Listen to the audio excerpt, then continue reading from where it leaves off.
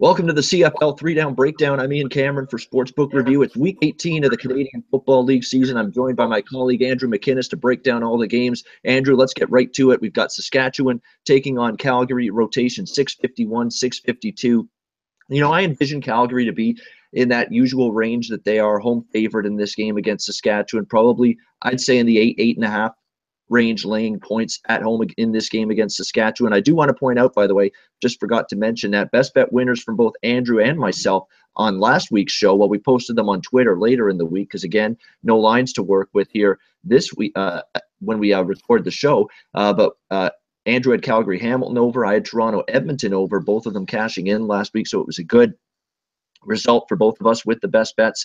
Hopefully we can deliver more best bet winners. Again, you want to check Twitter out for that, for our best bet selections for the 3-Down Breakdown show, again, because we have no lines right now. Going to have to wait till they get released. It's at McInnis Picks for Andrew. It's at Bobano for me on Twitter. That is where you can find those. We'll have them posted Thursday or Friday later in the week.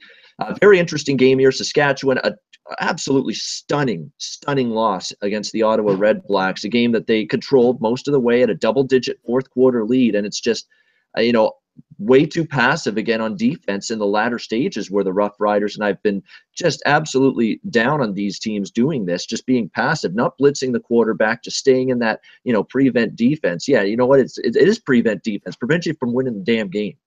That's what it prevents you from doing. And that's what Saskatchewan, that's what happened to them against Ottawa. They just backed off. They didn't pressure Trevor Harris. He moved the ball up and down the field like hot knife through butter. It was too easy for the Ottawa Red Blacks to get first downs, to move that ball effectively. They ended up paying the price for it. Saskatchewan, it's a tough loss. It's not a crippling loss because their only path to not making the playoffs in the West, they have to lose every remaining game, and BC has to win every remaining game. That is the only way Saskatchewan does not make the playoffs. I don't see that happening. I don't see enough from BC to threaten Saskatchewan, but nevertheless, it's still an unsettling loss, one they'll be looking to bounce back from. And we have to talk about this weird scenario that's rumors, tons of things swirling around about fights in practice with Saskatchewan, that Duron Carter may be suspended and thrown off the team, that coaches have apparently been egging on these quote-unquote fights in practice that have gone on with Saskatchewan. None of this is confirmed. This is all rumor right now, speculative. You've got your, Dave Naylors of TSN and your Arash Madanis of Sportsnet basically flapping their gums saying there's some weird shit going on with the Saskatchewan Rough Riders right now. So I don't want to comment on that. It's one of those situations where until we get facts and until we get clear evidence, I don't want to really make a big deal. But it is a distraction.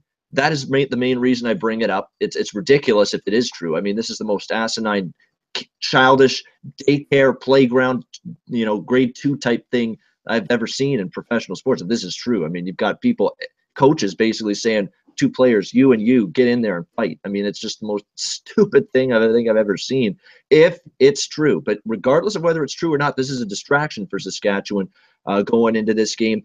Probably a game, I don't know if I do much with it, but I know Calgary's been in a little bit of a malaise. There was a little sleepwalk performance against Hamilton last week. Did not even close to cover the number in that game as a big favorite. Barely able to survive and win that game. Needed a pass interference penalty in the latter stages to win that game. So I don't really know if I'm trusting Calgary laying big points right now. They're in cruise control mode. They're going to get first in the West Division. It's no big deal. They don't need to push pedal to the metal at this stage. So going to be an interesting game to watch. Not sure I'll have a bet on it at any point, though, prior to kickoff. Andrew, what's your thoughts on the Stamps and Rough Riders on Friday to kick off Week 18? Yeah, no, I fully agree with you, Ian. It's definitely a distraction, but one thing I'll say, it's kind of a cliche in every sport, but it's not really about how you start the season off. It's not really about how you play in the middle of the season. It's about how you end your season. And we saw the Red Blacks go through that little slump. We saw Saskatchewan do very well, to start the season off, surprising us. You were big on them defensively. They were putting up points as well. We both of us cashed quite a bit of overs with them at home. And all of a sudden they're becoming this team that just brings up a bunch of question marks for us. And, in my opinion, even though, like you said, Ian, it doesn't really matter too much as far as playoff positioning for them, I think that was a game that they should have won last week. And it's kind of it's a disgrace, but it also just makes the Red Blacks look that much better coming into the playoffs. And, even though this East has gotten a little bit tighter than we all think, I would love more than anything, Ian, to see another Ottawa and Calgary Grey Cup. It possibly could happen, but that's for another day to discuss that. But look, I think Saskatchewan's going to be angry. I think Calgary will probably lay too many points. I think Saskatchewan's going to be angry. And like you and I have been saying in the past maybe 3 weeks of our episodes, Calgary doesn't really need to have anything to prove. They don't really need to prove anything to anybody. They know that powerhouse that they are. We know the offensive threats that they have. And, from a coaching standpoint, they may want to sharpen things up. Sure, perfect a couple things. You can never have your bar too high as a coach. But when you're heading into this game, we're talking about from a betting perspective, from a point spread perspective, we have to kind of go with Saskatchewan and assume that they're going to put way too high of points in Calgary's favor. In summary, I really do think Saskatchewan will probably get big underdogs, and the line will pound Calgary earlier on. And I think I'm going to like Saskatchewan in this game. Yeah, I don't necessarily disagree with that. It's going to be interesting to see, though. I want to see what the Saskatchewan scenario ends up being by the time it's all said and done.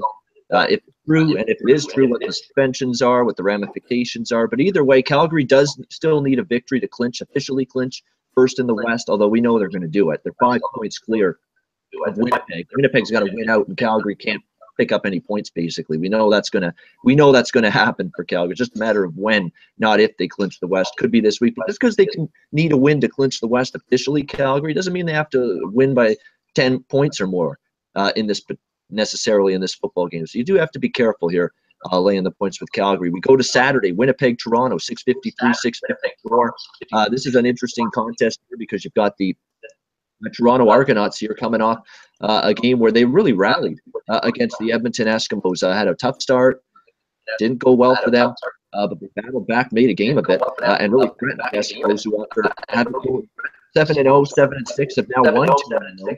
Argo still locked in a battle with the Ottawa Red Blacks, 7-9, tied for first atop the East Division. So it's going to be a very interesting battle here between these two teams moving forward.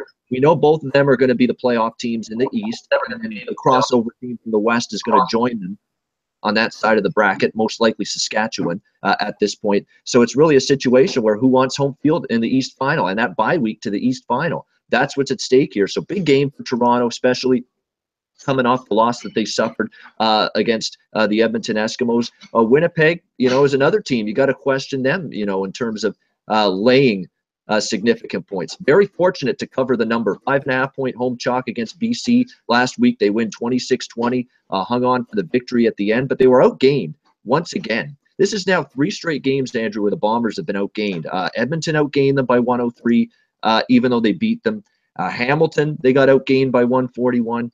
They got outgained by BC by 124 yards. So they are not necessarily winning the yardage battle. They're having some things go their way in terms of special teams, in terms of turnover battle. Of course, they've got an elite kicker where all you got to do is move the ball within, the 45 or even 50-yard line of the opponent. You're going to have a shot at a field goal with a Justin Medlock on your roster. So that's helped Winnipeg a little bit.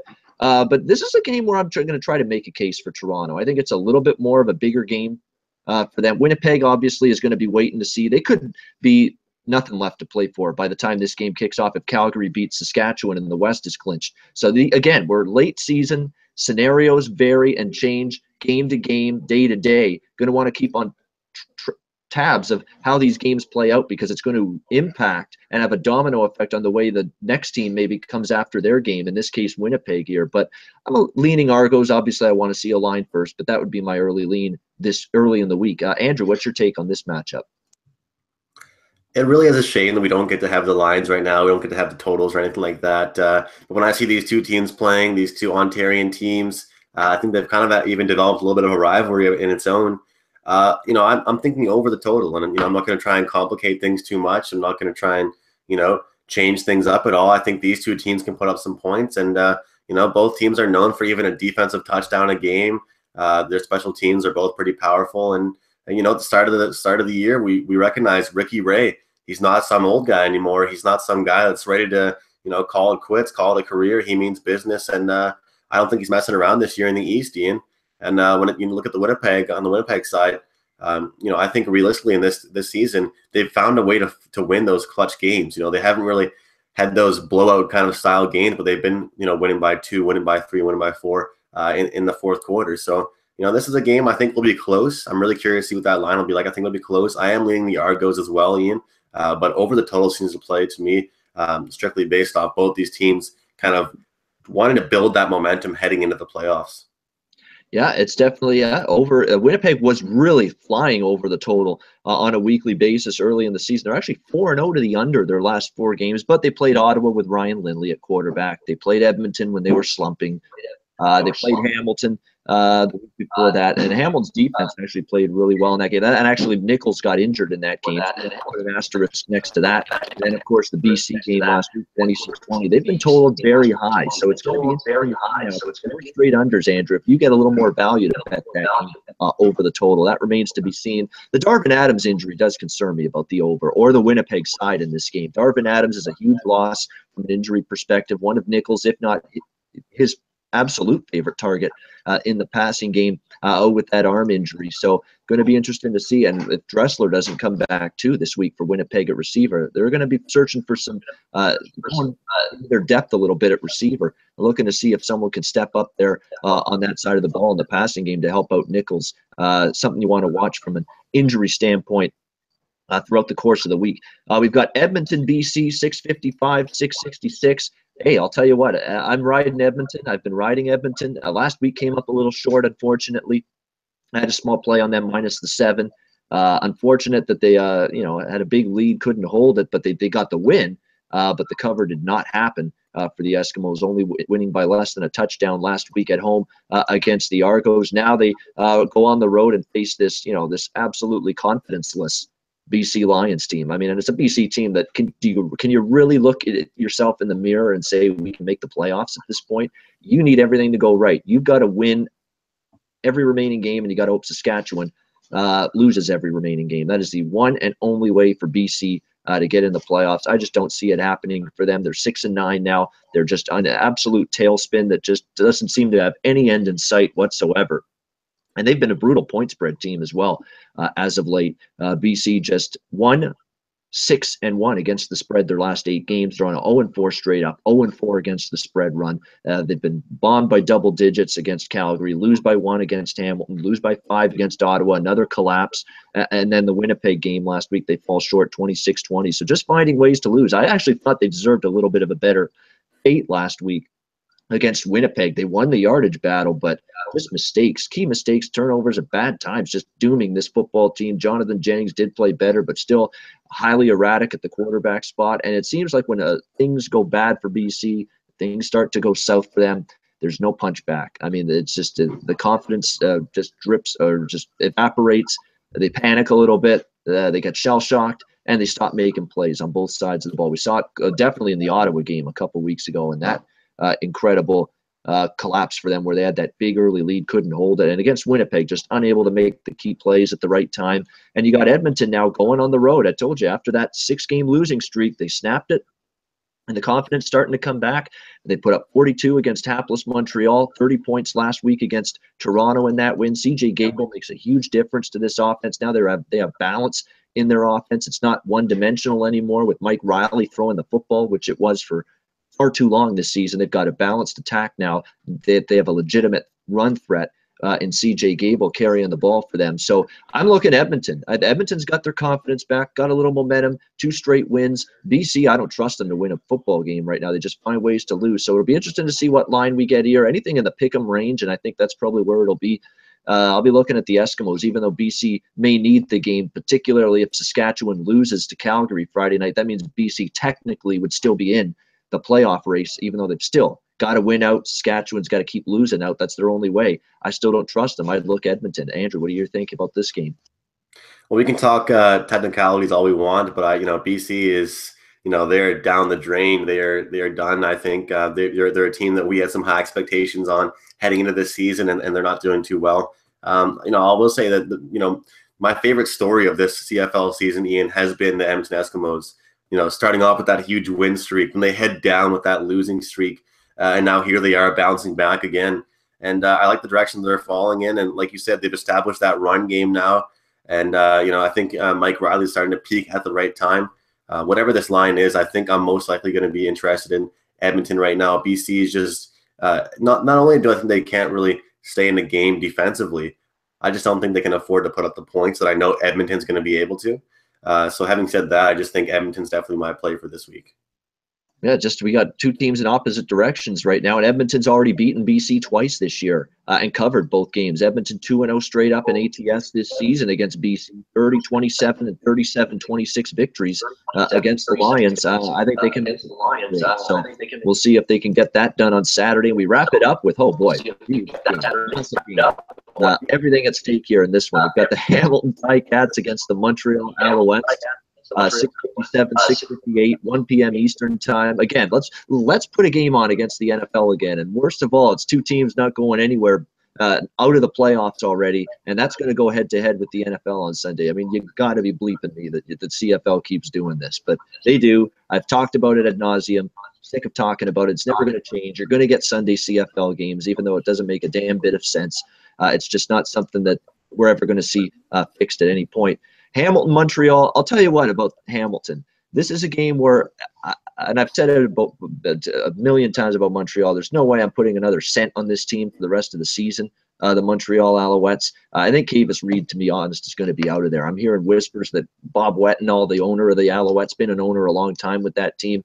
He's going to make a complete clean sweep here. And rightfully so. You can't keep Kavis Reed after this year. I mean, things have even gotten worse with him, believe it or not. Never should have fired Chapdelaine in the first place, but now this organization, I think, is going to finally start to realize that Kavis Reed's not the answer. He's going to do nothing but bury your team into the ground, especially as GM and head coach. He's got complete control. Montreal is unbackable. It doesn't matter if it's Durant or Willie at quarterback. I'm seeing when Edmonton, in their last game, it was Thanksgiving, when Edmonton came back, got the momentum in that football game, and started pulling away. There was no punchback whatsoever from the Montreal Alouettes. When they get punched, they have a glass jaw. That's all there is to it. They do not punch back. They do not react well. And if you get an early lead on them, they will fold like a cheap suit, and that's it. Good night, Irene. The game is over. That is what we're seeing from the Montreal Alouettes on a week-in, week-out basis. Quit from them when things go bad, when things start to unravel, when things start to spiral out of control. You don't see any fight, let's keep at it, let's plug away, let's get back in this game. You're not, and that's the semblance of a losing football team. 3-12. It's been a disastrous year. You know, you're a banged up football team. Durant may or may not play, lower body injury. It might be Drew Willie once again at quarterback. You know, they're injury plagued on the offensive line. Jovan Olafioye is out. We don't know if Nick Lewis is back, but he might be this week. Either way, I don't think it's going to matter much. You got this team getting outgained on a weekly basis. They are on a complete free fall. And the betting markets have made an adjustment with the Alouettes, especially that Edmonton game. They were starting to adjust a little bit, but it wasn't enough. And they proved it in that 42-24 loss, that this team has managed to be this bad and still end up going 0-8 straight up and 0-8 against the spread their last 8 games. They haven't covered a number in 8 straight, despite how bad they've been. That means there might still be another opportunity from a value perspective to fade them one more time. I'm going to want to read the quotes from Hamilton this week coming into this game. June Jones and the players, is there still that collective, you know, even though they got officially eliminated last week, I'm seeing effort from them still. If I see quotes that, hey, we want to finish the season strong, we want to build some momentum for next year, get some players some confidence going into the next season, even though we've been knocked out. If we get those kind of positive quotes from Hamilton, absolutely we'll be pulling the trigger on the Ticats. I do think they want to finish the season positively with momentum, with some confidence, build for next season. I think it's almost assured that June Jones will be the head coach, named the permanent head coach of this team going into next season. I think he's done enough with this team. Again, a break here or two. They beat Calgary last week. They played more than good enough to beat Calgary last week. Just a break or two here, and another tough, close, agonizing loss for Hamilton, the story of their season. But June Jones has been a breath of fresh air. Jeremiah Masoli at quarterback's been a breath of fresh air. Shamad Chambers at receiver, bringing him in as added stability and veteran leadership and experience and depth at receiver. Lots of good things to go with Hamilton. And if I see from these players, they're not throwing in the towel, that they still want to finish this season hard and finish this season strong, Ticats worth a bet here, in my opinion. Andrew, what do you think? I have a feeling you may not disagree with that take. No, definitely not. This is the kind of game, the Hamilton Ticats versus the Montreal Alouettes. This is something that I would call the toilet bowl game, Ian. This is the two shitty teams that are just battling out to be not the worst. Bowl. Yeah, exactly. Yeah. Exactly. They're just battling out for just to be not the worst team in the league, I think. And just to quickly sum up, kind of add to what you were saying, I think The Hamilton Tiger Cats have kind of progressed as this season's gone on, and I think the Alouettes have degressed since this season has gone on. And I agree with you. You know, sometimes handicapping is more psychology than people think it is, and let's not try and make anything too fancy. I think Hamilton kind of has the right mindset right now. They've been doing the right things, and I think they kind of have the right to have that favor over Montreal. They are going to be favored, but it's for good reason. I think that they could win by more than just a couple points on this one, Ian. I think Montreal is just waiting for that season to end, waiting for next year's training camp to already get started, whereas Hamilton, like you said, might want to try out some new players or try and finish strong and you try and prove what they can do. And I think this game is going to prove it, guys.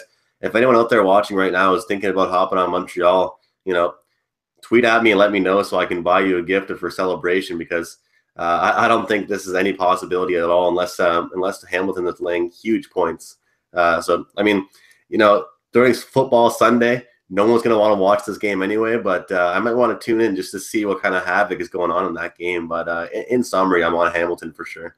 Yeah, I think Hamilton's going to be laying less than a touchdown in this game. I really do, because you have to put it in perspective. Edmonton was laying just 7 against Montreal. Edmonton's from a superior division, and they're going to the playoffs, and they got a better record than Hamilton. Hamilton's, I think, going to be in that 4 to 5 point favorite range on the road in this game, and I think that's going to still be some value to look at the Ticats. Absolutely. Just based on where you measure Edmonton and power rate, Edmonton and Hamilton, it makes sense for Hamilton favored by 7 or more against Montreal, when Edmonton is only favored by 7 against Montreal. So I think you're going to get to lay less than a touchdown with Hamilton in this game. And if I'm able to do that, I absolutely will look to do that, because especially if I can hear from the players and from June Jones, the coach, that this team still wants to give it a good effort and finish this season the right way. And I think they do. And I guarantee you, based on their play, I can't say the same thing about the Montreal Alouettes. I mean, this defense, then, do you think you made the right call firing Noel Thorpe, the defensive coordinator, who's been very good for them for years? Their defense has fallen off a cliff. They're lacking effort there now on that side of the ball. I don't think they reacted too kindly to Thorpe getting fired. He was well liked in that organization by players. And look at the results defensively for Montreal during this tailspin after the firing of Chamberlain. 34, 32, 41, 29, 33, 59, 42. Just one big number plastered on the scoreboard after another against this Montreal defense. So it's just been a world of hurt for this team, and I don't think it stops coming up on Sunday. That's going to wrap up the show. 3-down breakdown for this week, week 18. Reminder to check out Twitter later in the week. Myself and Andrew Applebanno from me at McInnis Picks for Andrew. We're going to have our best bets for the show later in the week posted on Thursday and Friday. We each had a best bet winner last week. We'll hope for more of the same coming up here in week 18. That's going to wrap up the show. We'll be back next Tuesday for another 3-down breakdown. Coming up next, it's the right side of campus. Jeff Nadeau, big man on campus, and Donnie right side. They're going to take you through the Tuesday in sports from a betting perspective. Lots to break down. They're going to talk about the MLB playoffs. They're going to talk, I'm sure, a ton of football.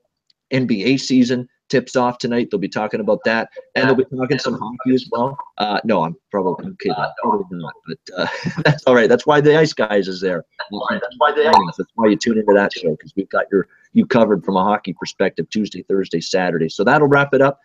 For Andrew McInnis, I'm Ian Cameron for Sportsbook Review. Enjoy Week 18 of CFL action. We'll be back next Tuesday on the 3-down breakdown.